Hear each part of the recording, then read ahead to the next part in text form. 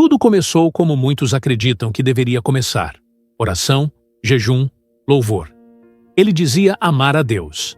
Ela, filha de pastor, vivia para o ministério. O namoro era bonito aos olhos de todos, espiritual, íntegro, guiado. Mas por dentro faltava algo. Havia orações, sim, mas também havia silêncio. Um silêncio estranho, incômodo. Aquela paz que excede todo entendimento nunca chegava completamente. Era como se Deus estivesse perto e ao mesmo tempo longe. Algo não se encaixava. Só que ninguém ousava dizer, nem mesmo entre eles. É possível amar a Deus e ainda assim estar em um namoro fora da vontade dele? É possível que dois cristãos sinceros estejam juntos por afinidade, mas não por propósito? Talvez você esteja vivendo exatamente isso. Talvez você ache que está tudo certo, porque ambos frequentam a igreja, porque oram juntos, porque têm os mesmos versículos favoritos. Mas no fundo, algo continua sem vida, sem direção. Esse vídeo não é uma crítica, é um espelho, um convite, porque o verdadeiro amor cristão não começa com compatibilidade, começa com cruz, com renúncia, com escuta. E se você sente que Deus quer te mostrar algo, algo profundo, algo real, então fique, porque talvez hoje Ele vá revelar que o problema não é o namoro, é o que vocês estão tentando esconder dentro dele. Erro comum entre cristãos que amam a Deus, mas se perdem no namoro. Eles se conheceram na igreja. Ele liderava o louvor, ela o grupo de intercessão. Jejuavam juntos, falavam sobre ministério, tinham sonhos espirituais em comum. Era fácil concluir: esse namoro foi aprovado por Deus. Mas, com o tempo, vieram as brigas, a estagnação, a sensação de que estavam mais sozinhos juntos do que quando oravam separados. Esse é o erro mais comum entre cristãos sinceros: confundir afinidade religiosa com direção divina. Só porque os dois oram, citam versículos e servem na igreja, não significa que caminham na mesma rota espiritual. Às vezes, o namoro começa no altar, mas, aos poucos, se desvia para o ego, para a carência, para o medo da solidão. A ferida aparece quando percebemos que o que parecia uma promessa era apenas uma construção humana, feita com boas intenções, mas sem discernimento. E quando o vazio chega, começamos a justificar. É só uma fase. Todo casal passa por isso. Mas, na verdade, estamos nos afastando do centro. A Bíblia alerta: há caminho que ao homem parece direito, mas o fim dele são os caminhos da morte. Provérbios 14:12. E também, transformem-se pela renovação da mente. Romanos 12:2. Um namoro guiado por Deus começa com a mente submissa, não com emoções inflamadas. Quer saber se está nesse erro?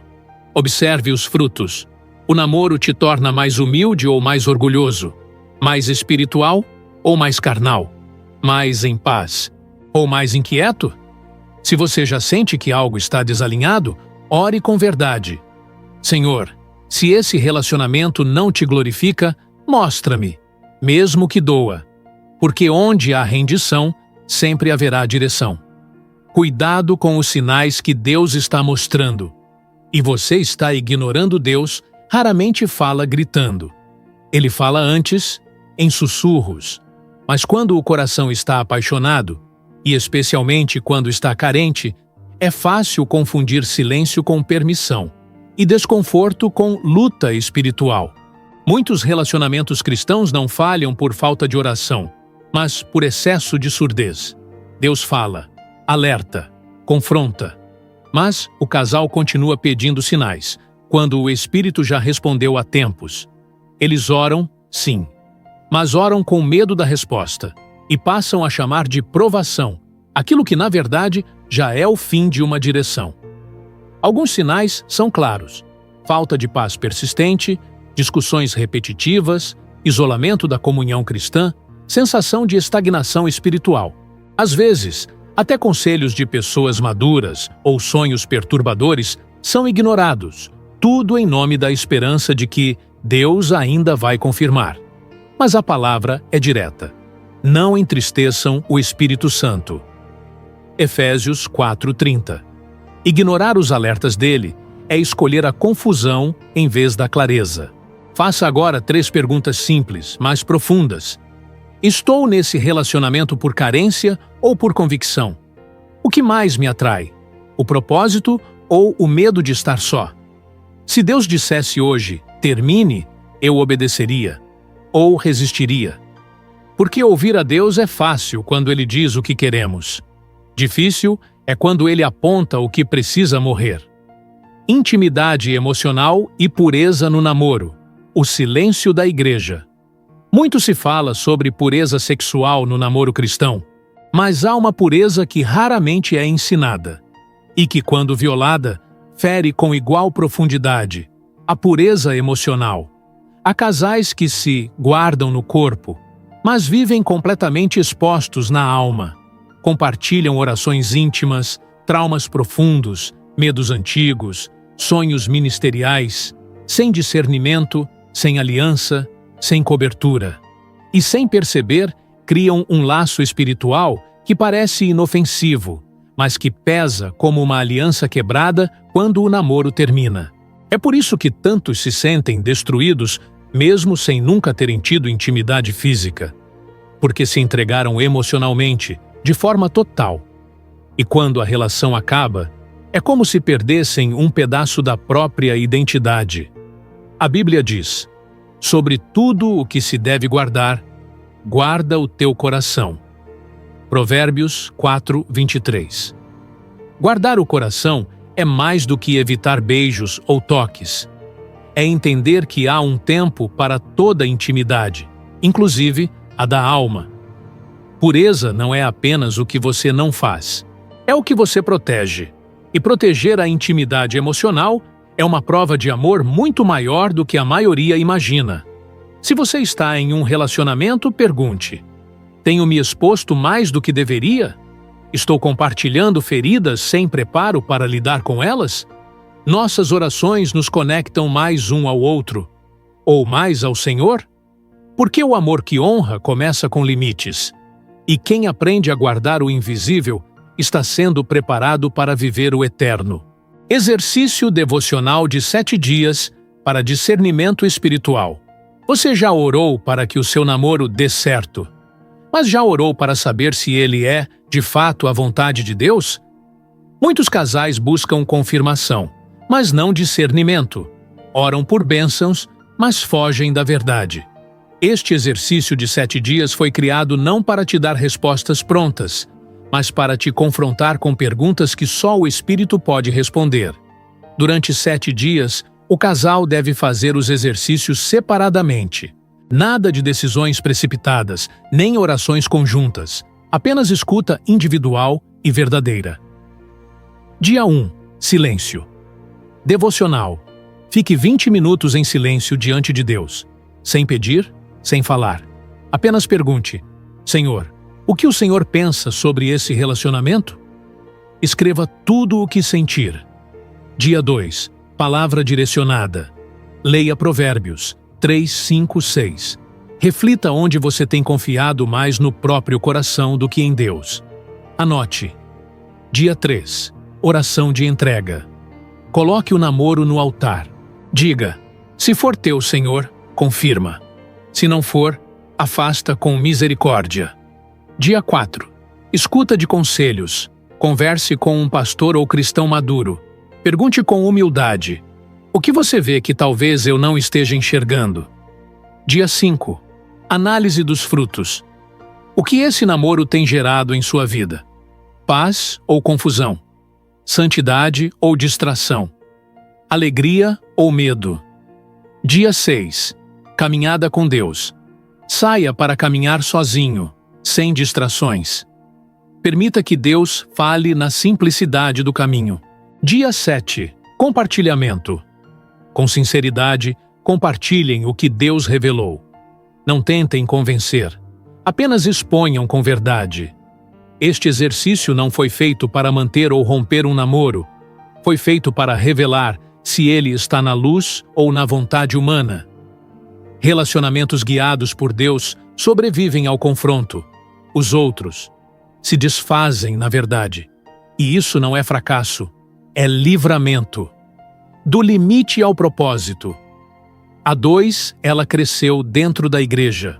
Filha de pastor, tinha planos para o ministério desde cedo. Ele era novo na fé, cheio de paixão, vontade de aprender, mas com muitas feridas não resolvidas. Se encontraram em um retiro. Começaram a orar juntos, jejuar, falar sobre casamento e chamado. Tudo parecia se encaixar. No início, havia entusiasmo, zelo, direção.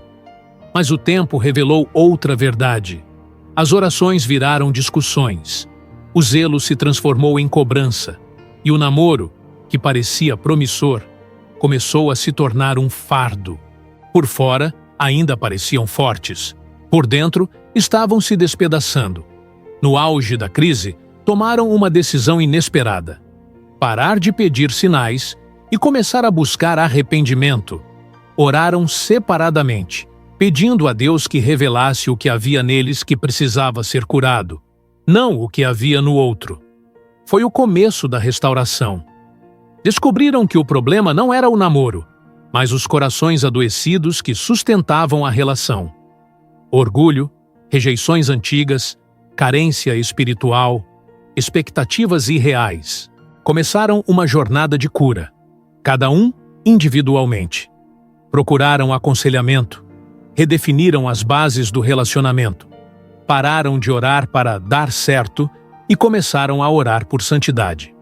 A Bíblia diz: confessai os vossos pecados uns aos outros e orai uns pelos outros para que sareis. Tiago 5,16. Eles fizeram isso e foram sarados. Hoje estão juntos, mas não porque tentaram forçar um final feliz. Estão juntos porque permitiram que Deus quebrasse, curasse, moldasse. E agora aconselham outros casais com o testemunho que carregam. Essa história não é um roteiro ideal. É uma prova de que quando Deus se torna o centro, não como figura decorativa, mas como Senhor, até as rachaduras viram pontes. E se você está no limite, talvez o que Deus quer não é que o namoro acabe, é que o ego morra, porque é da morte do eu que nasce o amor verdadeiro. E finalizamos aqui com uma verdade para guardar no coração. Relacionamentos guiados por Deus não começam com emoção, começam com rendição. Não nascem da pressa, mas do joelho dobrado. E permanecem, não porque são perfeitos, mas porque são moldados pelo Espírito. Se há algo que você precisa levar deste vídeo, é isso. Deus não sustenta relacionamentos só porque há oração. Ele sustenta o que nasce da obediência, o que está alinhado com o propósito, o que carrega cruz antes de carregar aliança. Talvez o seu namoro precise ser reconstruído, ou talvez precise ser encerrado com paz. Em ambos os casos, a resposta não está no que você sente, mas no que Deus está dizendo. E se você ouviu sua voz hoje, obedeça, com fé, com coragem e com o coração disposto a ser transformado. Se essa palavra falou com você, inscreva-se no canal. Aqui, buscamos mais do que respostas. Buscamos nos conectar com o céu. Só assim andamos com direção e propósito. Porque só há um amor que dura para sempre. E ele começa quando Cristo é o centro.